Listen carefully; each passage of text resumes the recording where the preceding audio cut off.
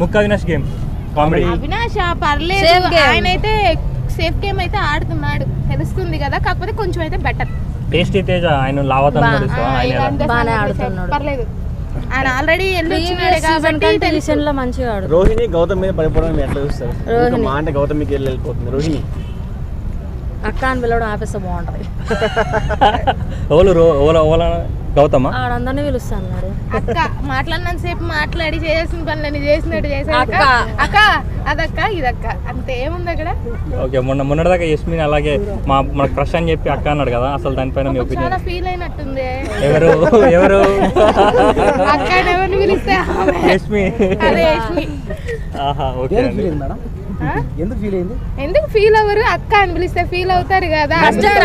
Crush అని చెప్పాక మళ్ళీ ఒకేసారి సడన్ గా నేను ఎందుకు ఫీల్ అవుతాను? నేను హ్యాపీగా తీసుకుంటాను అక్క అనగానే. మిమ్మల్ని అన్నయ్య అని పిలిచి మీరు ఫీల్ అవుతారా? ఫీల్ అవుతారా? ఒకవేళ మీకు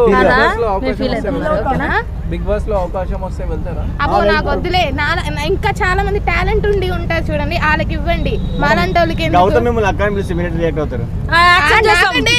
ఎక్కువ పెద్ద ఏజ్. నేను ఎలా ఊరుకుంటాను? నన్ను చెల్లి అన్న ఊరుకుంటా, నేను అక్క అంటే ఎలా ఊరుకుంటా?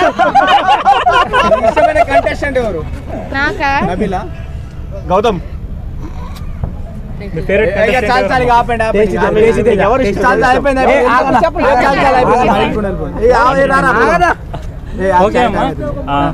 టాప్ 5 ఎవరు ఉంటారు అనుకుంటున్నారు మీరు?